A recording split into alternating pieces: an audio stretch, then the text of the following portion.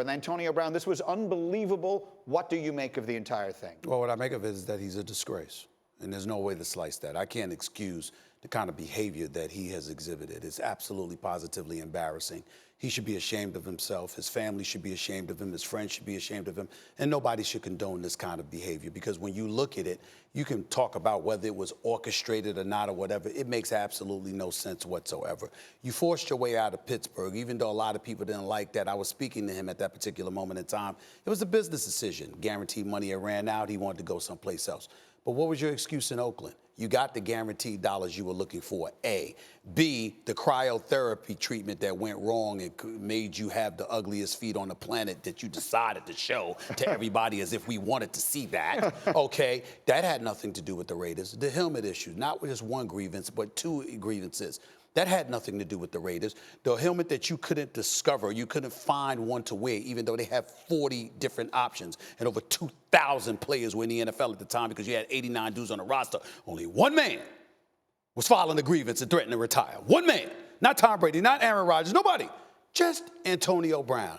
And then, you know, you stand up, John Gruden, you go to Mike Mayock, you threaten to punch him in the face, you call him a cracker or whatever. Now, I am not a white individual, so y'all have to tell me what that means to y'all. But I know that as a black man, if you called me the N-word and you weren't black, we'd have a problem. So you reverse that. As a black man calling a white person a cracker, how are they supposed to take that?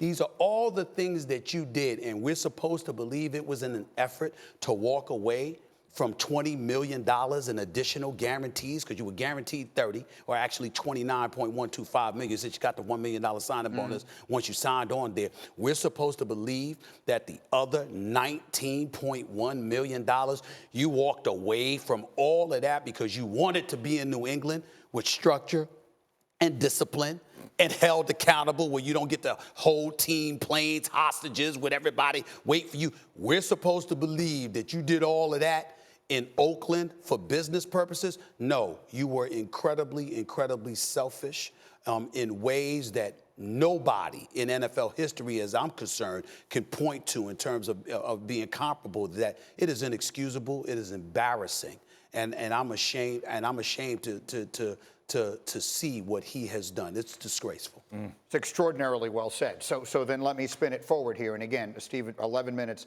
from First Take. What do you expect to happen now? We've been sitting here all morning long talking about it. He goes to the most structured. They're going to win the Super Bowl. That's what the hell I expect to happen. I mean, let's not lose sight of what's going to happen. I mean, I expect them to be the Super Bowl favorites. And if you watch Kansas City's defense against Jacksonville, I mean, what are you going to do? I can't look at the Steelers right now. They're like allergic to decency in Foxborough. I mean, that's how the Steelers are in Foxborough. So you don't have the Steelers. You don't have Kansas City because of their defense. All right, Jacksonville just lost Nick Foles probably for the season. Am I supposed to believe the Chargers or somebody in the AFC East? Maybe the Baltimore Ravens, Lamar Jackson, as impressive as he looked yesterday. Am I supposed to believe he's going to be ready for that? No, they're going to the Super Bowl, and in all likelihood, they're probably going to win it. So he'll look like he won. But the bottom line is that, again, you decided you were supposed to be leaving because you wanted to get your money and you want to be independent and do what you want to do. Well, you ain't going to get the same amount of money. And, oh, by the way, you damn sure ain't going to do what you want to do in New England. For that reason, Dan, you're not convinced he's actually going to make it through the season in New England? No, I mean, for all the points that Stephen A. hit, and don't forget, in Oakland, he used his teammates. He stood up there and apologized with the captains next to him. New England does not need him. They do not need him to hoist another trophy and raise another banner. And Bill and Tom Brady will not put up with him putting him, because this is what happened in in Oakland. He put himself in front of the head coach, in front of the general manager, in front of the owner, and in front of the teammates. They will not allow that to happen in New England. So we have a guy that we have empirical data, time after time after time, of doing all that stuff that is completely contrary to New England.